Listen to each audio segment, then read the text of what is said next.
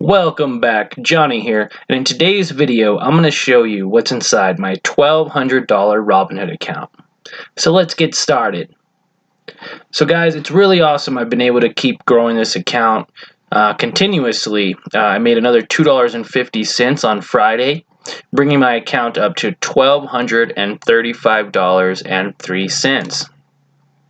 For the week, I am up $10.77. For the month, I am up $12.27 with a nice slight dip there. I am up $63 in the past 3 months, and I am up $108 or just shy of 10% for the year.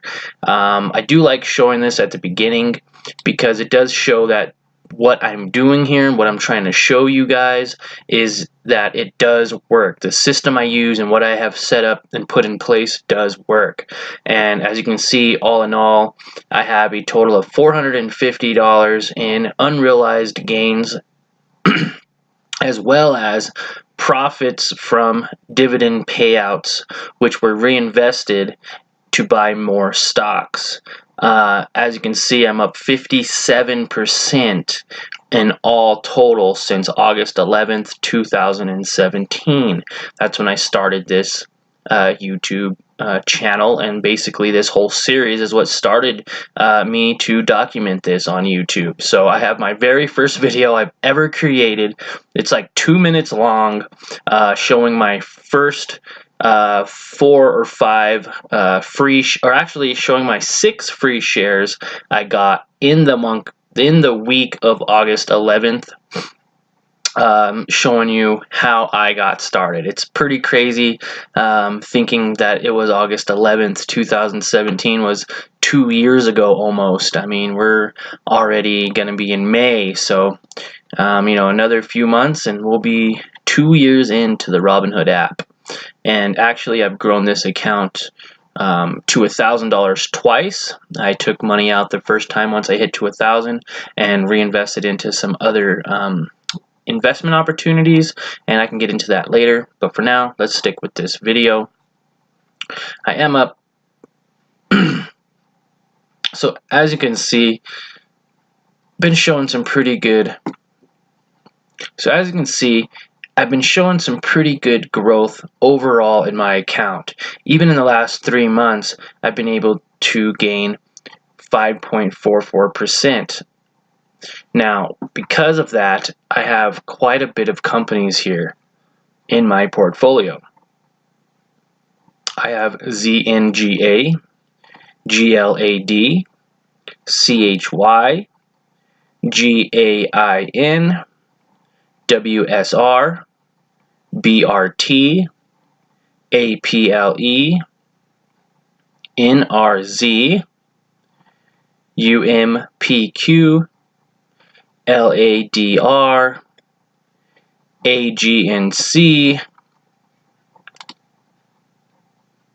Let's do total return.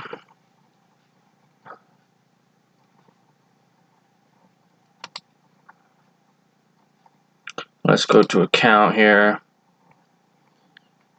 Alright, so let's take a look at some of these stocks I have in my portfolio.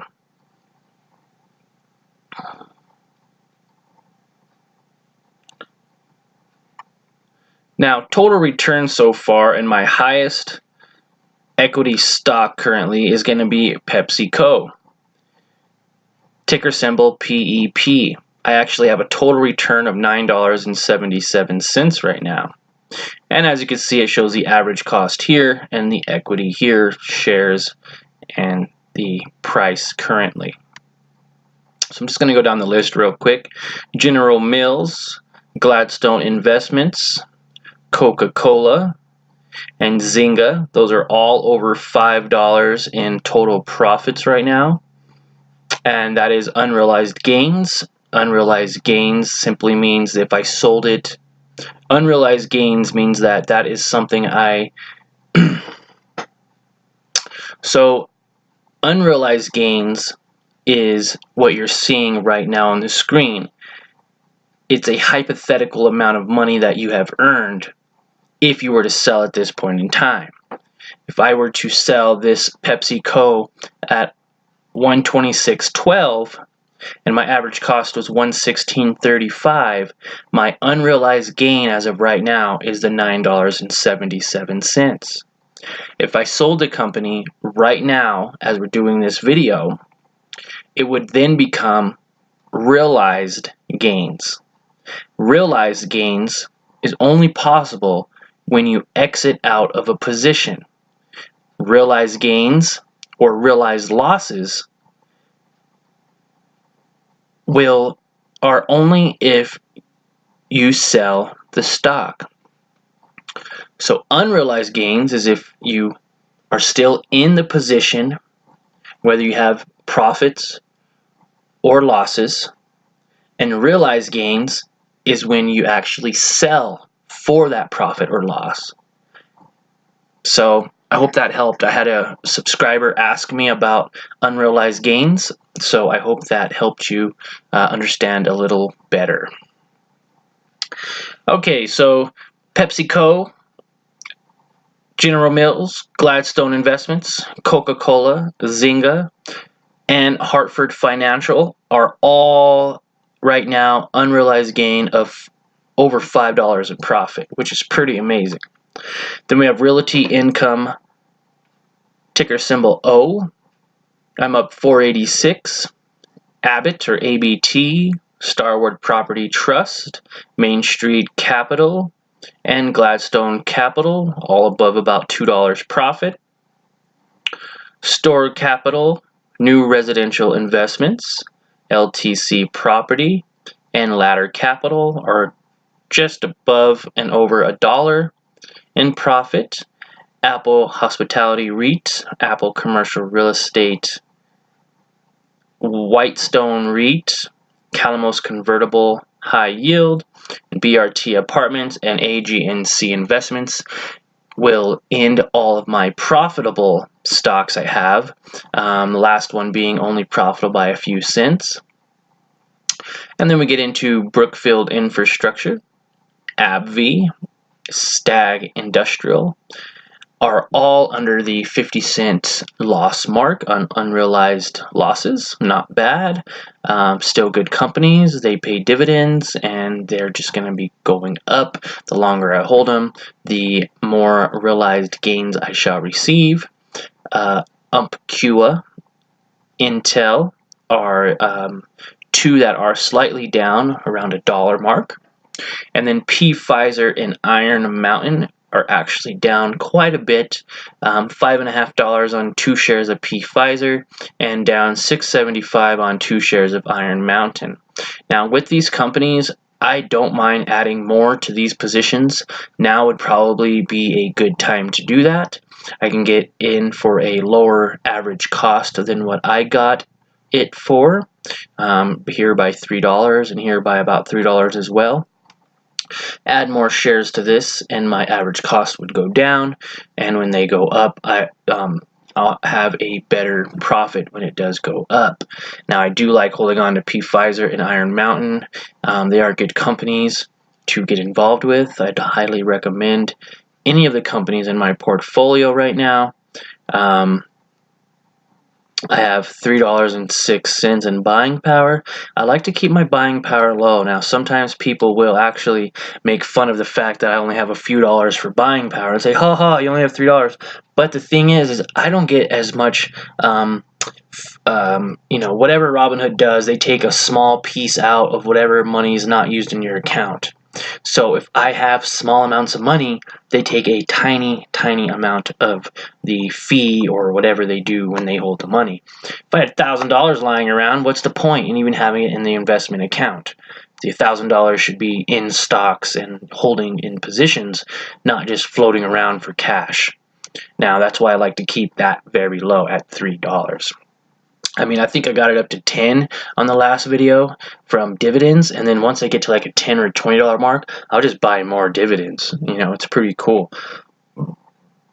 So, speaking of dividends, let's go ahead and get into those.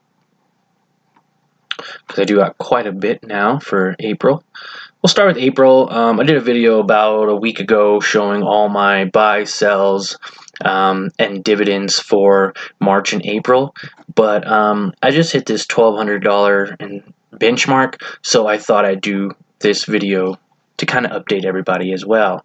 Now, I have received a dividend from Hartford Financial of 30 cents, Ladder Capital of 34 cents, Coca-Cola for 80 cents. I received $1.22 from Iron Mountain. That's why I don't mind being down slightly on this company, because even though I'm down, say, $5 at the moment on 2 shares, I'm getting $1.22 in dividends, so that's pretty awesome. AGNC at 18 cents, Whitestone REIT at 10 cents, Main Street Capital 20 cents, Umpqua 21 cents, Store Capital 33 cents, Apollo Commercial Real Estate Finance 46 cents, that was a nice one. Apple Hospitality REIT 10 cents, and this is every single month I get 10 cents from this company. 23 cents from Realty Income, or ticker symbol O, that's also monthly at 23 cents. Starwood Property Trust 48 cents. Calamus Convertible and High Yield Fund 9 cents. New residential investments, 1 share at 50 cents. I did buy a second share, so every quarter I'll be looking at $1 now, which will be $4 per year on a nice real estate investment trust. I also have some pending now. LTC for 19 cents. Gladstone Capital 41 cents. Gladstone Investments was the one for 41 cents. I have 6 shares. And Gladstone Capital, I have 2 shares at 14 cents coming in. And that's it for April. And then we actually can start getting into May now. That's going to be coming up here in a few days. 49 cents right off the bat from General Mills on May 1st. And then May 15th, Abbott for 32 cents. Main Street Capital for 20 cents. That's all I have pending for right now as far as those go. But I do have roughly, I believe, 12 or 15 monthly paying dividend stocks. And the rest, the other 10 or 13 or so, are quarterly paying stocks. I don't even think I have one stock that doesn't pay a dividend at all. Like, I love dividend paying stocks. If you haven't noticed, most, if not all, of my account is dividend paying stocks. I believe even Intel right now is paying a dividend. So yeah, that's really what I'm getting into right now is dividend paying stocks. I mean, the stats on here doesn't lie. As you can see, just shy of 10% for the year, and doing really well. I just wanted to clarify. Yep, it is a dividend yield. So I literally have every single one in here pays a dividend, whether it be monthly or quarterly, but they do pay out. Every single one of these companies pays out. And if you want to know what's on my watch list for what I want to add in the future, these ones are a little bit higher in price, but very good. NOBL, CL, EQR, EPR, RY, SWKS, DUK, CNI, JPM, MSFT, J&J, CLX, that's Clorox, ITW, Illinois Toolworks, Visa, Roku, Apple, Berkshire Hathaway B, Triple M, PCA Public Storage.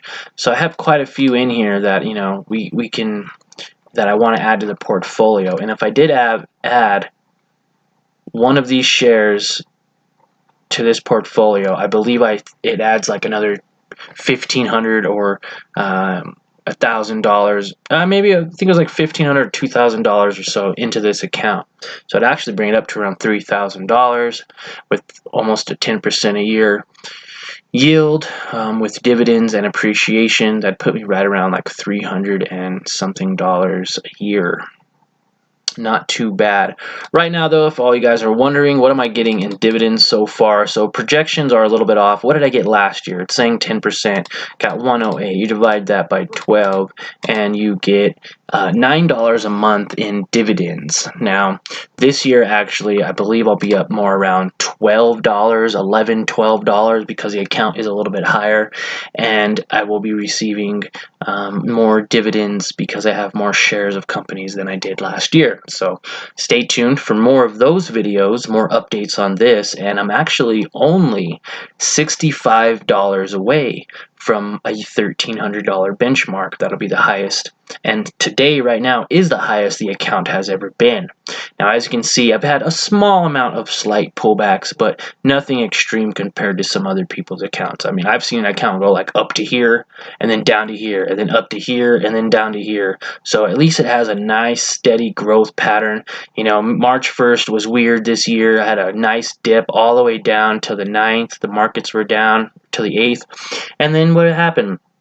I put more money in, I bought more shares of the companies that were down, and as a result, I'm actually getting more profit. I went from here to here now, which is pretty awesome. Just by averaging costs down and by adding more positions and just, you know, just putting in the work, basically. So I hope you guys enjoyed the video. Smash that like button, and if you haven't subscribed to my channel yet, make sure you do and click that little bell so you don't miss anything. Got lots of content coming your way, so don't miss out.